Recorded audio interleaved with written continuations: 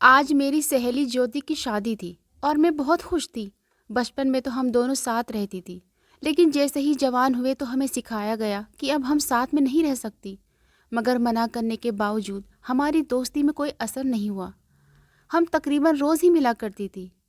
और अब तो जब से उसकी शादी का हंगामा शुरू हुआ था, तो मुझे तो घर में चैन नहीं आता था। आज मैं बड़ी खुशी से तैयार हुई थी और सवेरे ही ज्योति के घर पहुंच गई थी। मैंने देखा कि माँ भी अभी मेरे पीछे आ चुकी थी और उनके हाथ में अपना देसी घी का डिब्बा था, जो वे हर शादी में ले जाया करती थी और दुल्हन की नाक में देसी घी डाल देती और फिर तुरंत ही होने वाली सास के कान में न जाने क्या कहती कि वो खुशी से उनको भर भर के नोट देती थी। माँ को आता देखकर न जाने क्यों ज्योति बहुत घबरा गई थी। उसके चेहरे का रंग उड़ चुका था। ज्योति अभी तैयार नहीं हुई थी। ज्योति, तुम इतना परेशान क्यों हो? मैंने उसका हाथ थाम कर पूछा, तो उसने चौंक कर मुझे देखा और तभी उसकी आंखों में अजीब सी चमक आ गई और अचानक बोली, देख सुन, तू ऐसा कर कि कुछ देर के लिए घूंघट ओढ़ ले और यहाँ मेरी जगह बैठ जा। उसकी बात सुनकर मैं हैरान हो गई। ये तू क्या कह रही है पागल? मैं तेरी जगह क्यों बैठूं और तू कहाँ जा रही है? मेरे पूछने पर उसने मेरे दोनों हाथ पकड़ कर कहा, देख तू बहन है ना मेरी, मुझे बहुत ज़रूरी काम है जो मैं किसी को भी नहीं बता सकती। तू बस यहाँ बैठ जा, किसी को कानो कान खबर नहीं होगी कि मैं यहाँ नहीं हूँ। वो जल्दी जल्दी बोल रही थी और साथ में उसने अपना जोड़ा भी मुझे पहनाना शुरू कर दिया।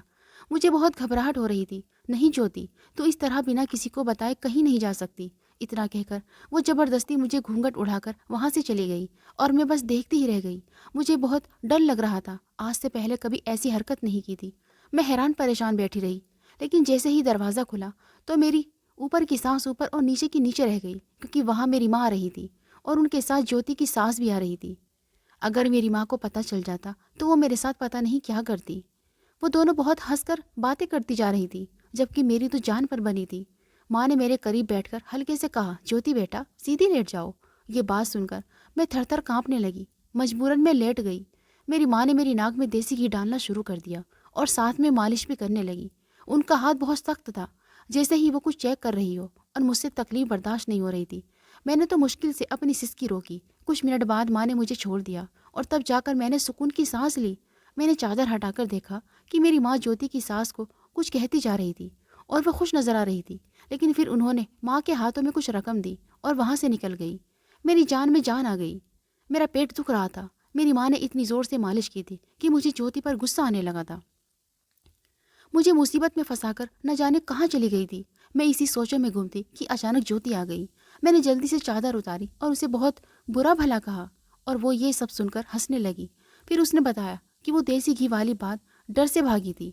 उसकी बात पर मैं हैरान होकर देखने लगी और कहा, बस यार, ऐसे ही मेरी मौसी की बेटी ने बताया था कि इससे बहुत तकलीफ होती है। तेरी माँ ने बहुत ज़ोर से दबाकर उसकी मालिश की, इसलिए मैं तुझे बिठाकर चली गई। मैं ये सब बर्दाश्त नहीं कर पाती। उसकी बात पर मैं नाराज़ हो गई और वो मुझे मनाने लगी। फिर वो तैयार होने लगी। इसी तरह पता ही नहीं चला वक्त का और वो विदा होकर अपनी ससुराल चली गई। मैं बहुत थक चुकी थी। फिर अचानक मुझे कुछ महसूस हुआ और मैंने सामने देखा तो मेरे पैरों के नीचे से ज़मीन निकल गई, क्योंकि वहाँ मेरी माँ खड़ी थी। वो हैरत से मुझे देख रही थी। अचानक उन्होंने मुझसे कहा, नैना ये तूने क्या किया?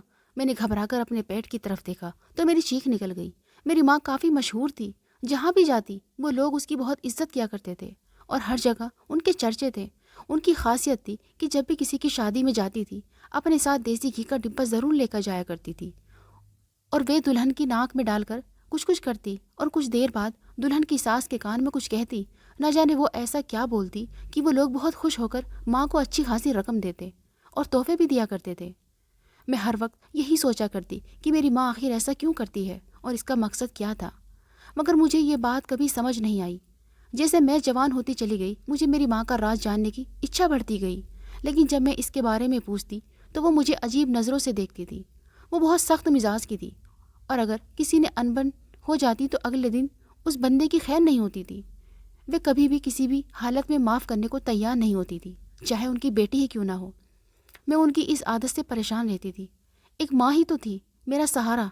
मेरे बाबा ने तो हमें कई साल पहले छोड़ दिया था और दूसरी पत्नी से शादी कर ली थी। मेरे बाबा बहुत अच्छी जॉब पर थे। उनके पास पैसे की कोई कमी नहीं थी। उनके बच्चे बड़े बड़े स्कूल कॉलेज में पढ़ते थे, जबकि मैं यहाँ एक सरकारी स्कूल में पढ़ती थी। हमारे पास ना अच्छा खाने को होता, ना अच्छा पहनने को होता। फिर अचानक जैसे माँ के हाथ अलादीन का चिराग लग गया हो और उन्होंने देसी घी नाक में लगाने वाला काम शुरू कर दिया। तो बहुत सी औरतें हमारे घर भी आया करती। अपनी दुल्हनों को लेकर बड़ी बड़ी गाड़ियों में बड़े बड़े घर की औरतें आया करती थी और माँ को ले जाया करती और बदले में उनको गाड़ी भर भर के तोहफे पैसे देती थी। मेरी माँ वो सामान मेरे दहेज के लिए रख दिया करती। अब हमारे अच्छे दिन शुरू हो गए थे। अच्छा खाना, अच्छा पहनना सब नसीब होता था। मेरी माँ तो अब घर से कम ही नजर आया करती थी और मैं भी अब इसी ताक में थी कि कैसे भी करके माँ का राज जान सकूं। और इन्हीं दिनों अचानक ज्योति की शादी का शोर उठा तो मेरी खुशी का ठिकाना न रहा। उसकी शादी बहुत अच्छी जगह हो रही थी। उन्हीं दिनों मैंने मेरी माँ को एक गहरी सोच में डूबा हुआ पाया। मैंने देखा रोज एक कार हमारे घर के पास रुकती और मेरी माँ अपना नकाब पहनकर उसमें जा बैठती। न जाने क्या बात थी, अब तक मैंने इस तरह माँ को कभी एक ही बंदे के काम से रोज जाते नहीं देखा था। उनका तो बस यही काम होता था कि वह लड़की नाक में देसी घी डालकर वापस आ जाती। मगर इस बार ऐसा क्या हुआ था कि वे पूरा दिन बाहर रहने लगी। मुझे कहती थी कि जब तक मैं घर से बाहर रहूं तुम ज्योति के घर में रहना, और ये बात मुझे बहुत अजीब लगती थी। शादी की तैयारी में उसके साथ रहती, लेकिन मुझे माँ का दिन भर बाहर रहना भी बुरा लगता था। अक्सर वही कार माँ को छोड़ने आया करती थी। माँ वापसी पर एक डिब्बा लाया करती थी जिसे आते ही अपने संदूक में छुपा कर रखती थी और उसमें ताला लगाकर सुकून से बैठकर अपना नकाब उतारा करती थी और संदूक की तरफ इशारा करते हुए मुझसे कहती कि खबरदार अगर तुमने इसके बारे में किसी से बात की। मगर माँ, ऐसा इसमें क्या है? मैंने जिद करके पूछ लिया। मेरे सवाल पर उन्होंने खूंखार नज़रों से मुझे देखा था। तुझे बोला ना, इस बारे में तू एक शब्द भी नहीं बोलेगी। मेरी तो रूह कांप गई और मैं वहाँ से भाग गई। लेकिन मुझे अब तक समझ नहीं आया था कि माँ परेशान भी थी या किसी काम के सिलसिले में ऐसी हो गई थी। हमेशा जल्दी में रहा करती थी। अब उनको घर का कोई होश नहीं था। खैर, मैं भी ज्योति की शादी के कामों में व्यस्त थी, लेकिन उसकी शादी के दिन जो कुछ भी हुआ वो विश्वास करने के लायक नहीं था। मेरी माँ का ज्योति समझकर मुझे नाक में घी डालना, और फिर अब जो कुछ मेरे साथ हो रहा था, ये सब क्या था? एक सोची समझी साजिश या फिर इत्तेफाक? मगर इस सब का नतीजा मुझे भुगतना पड़ रहा था। मैं दर्द से चिल्ला रही थी। मेरा पेट फूलता जा रहा था। हर जगह लाल लाल रंग के बड़े बड़े फोड़े बनते जा रहे थे। मैंने माँ को दर्द से पुकारा, मगर मैं तो जैसे परेशानी में आ गई थी। वे ना कुछ बोल रही थी और ना ही सुन रही थी। मैंने जोर जोर से चिल्लाना शुरू कर दिया। अब जाकर माँ होश में आई और कांपते हाथों से मेरा माथा छुआ। नैना, ये तुमने क्या कर दिया? मेरी बच्ची। उसके होठ कांप रहे थे और आंखों से आंसू लेकर आई थी। माँ, मैंने कुछ नहीं किया। ऊपर वाले के लिए मुझे बचा लीजिए। मुझे इस तकलीफ से बाहर निकालो। मुझे अब कोई होश न रहा। अब मेरी आँख खुली तो एक अस्पताल में थी। मुझे कुछ पता नहीं कि मुझे कब होश आया था।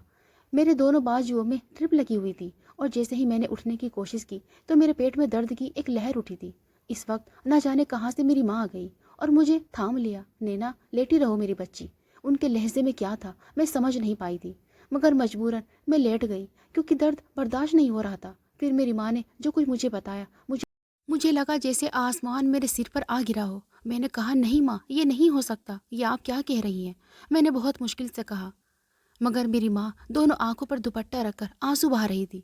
जब मैंने बार बार पूछा तो उन्होंने बताना शुरू किया। नैना, मैं तुझे शुरू से सब कुछ बता दूंगी, फिर शायद तू अपनी माँ को माफ़ कर सके। उनका पूरा वजूद कांप रहा था। मगर मैं क्या करती? मेरी तो ज़िंदगी बर्बाद हो चुकी थी। मैंने आंखें बंद कर ली थी और मेरी माँ अपनी कहानी सुनाने लगी। नैना बेटा, जब तू पैदा हुई थी ना, तभी तेरे बाप ने मुझे छोड़ दिया था। न उसको कम खूबसूरत पत्नी चाहिए थी और न ही कम खूबसूरत औलाद चाहिए थी। तू मेरी ही तरह बहुत बदसूरत निकली, लेकिन मैंने अपने दिल पर काबू किया।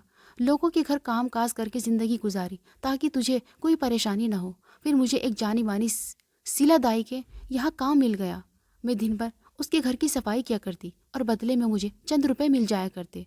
फिर जो औरतें डिलीवरी के लिए उनके पास आया करती थी, फिर वो भी मुझे खुशी में रकम देने लगी।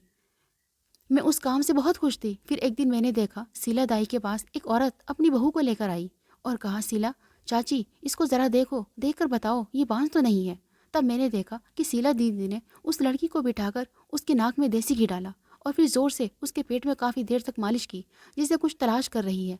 फिर बोली, तेरी बहू बांझ नहीं है। जो खराबी थी वो मेरी मालिश और देसी घी से ठीक हो गई है। अब तू देखना, इसी महीने अगर ये प्रेग्नेंट नहीं हुई तो मेरा नाम शीला दाई नहीं। शीला दाई ने इतने विश्वास से कहा कि वो औरत एकदम से खुश हो गई और शीला दाई को काफ़ी सारे नोट थमा कर गई। और अगले ही महीने उस लड़की को प्रेग्नेंट होने की खबर मिली। उस दिन मुझे बहुत यकीन हो गया था और मैंने शीला दीदी से पूछ लिया, कि ये सब क्या था। उसने मुझे ये राज बताया, जब मैं नाक में घी डालकर मालिश करती हूँ तो उस लड़की की अंदरूनी परेशानी ख़त्म हो जाती है और वो प्रेग्नेंट हो जाती है। उस दिन मैंने सोच लिया कि अब मैं ये काम ज़रूर सीखूंगी। मैंने शीला दीदी से कह दिया कि आज के बाद तू भले मुझे तनख्वाह मत देना, मगर मुझे ये हुनर सिखा दे। शीला दाई तो खुश हो गई कि उसे अब मुझे तनख्वाह नहीं देनी पड़ेगी।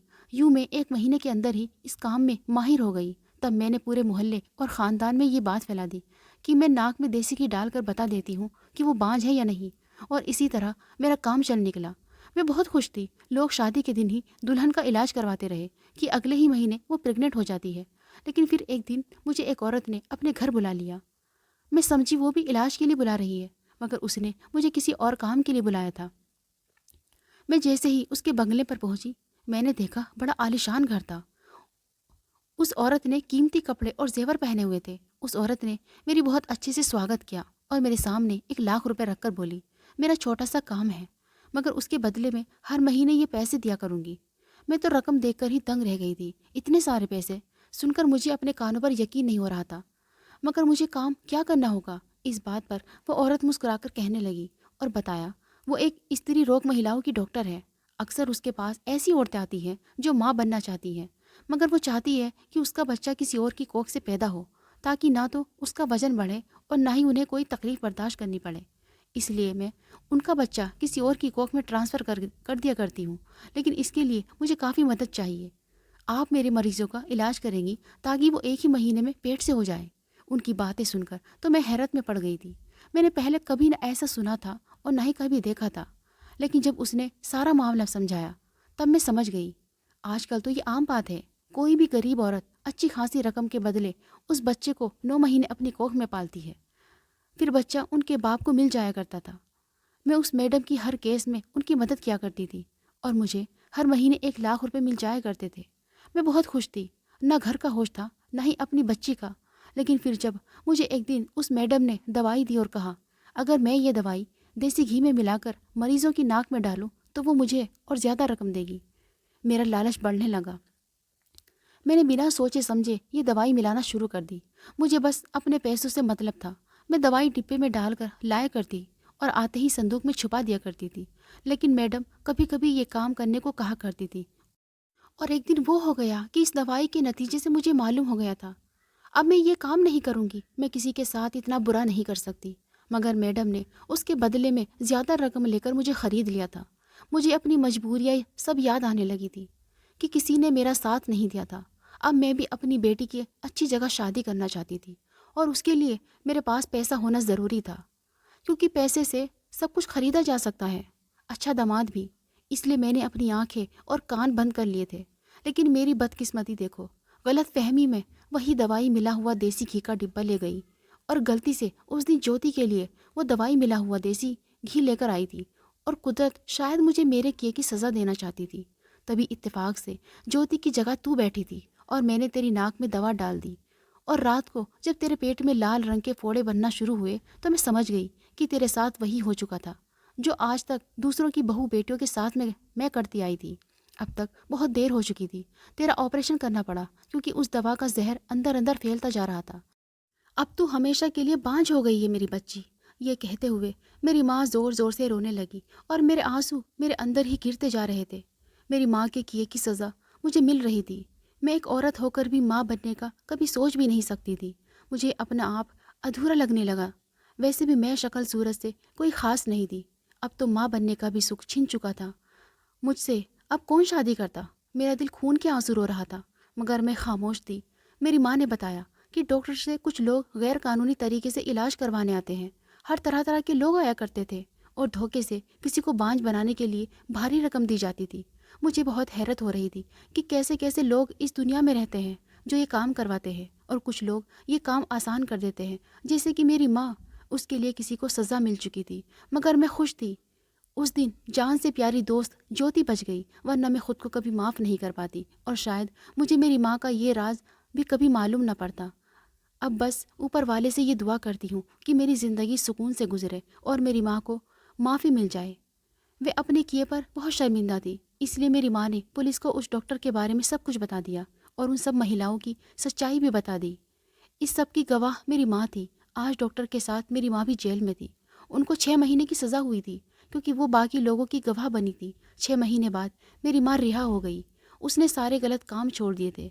फिर एक दिन मेरे लिए अंकुश का रिश्ता आ गया, जो उम्र में मुझसे 6 साल बड़ा था, लेकिन उसकी पत्नी को गुजरे हुए 10 महीने हो चुके थे। उसका 1 साल का मासूम सा बेटा था जिसको माँ की ज़रूरत थी। फिर किसी ने मेरे बारे में बताया कि मैं माँ नहीं बन सकती थी, पर उस बच्चे को माँ बनकर पाल सकती थी। शादी होकर मैं अंकुश की ज़िंदगी में आ गई।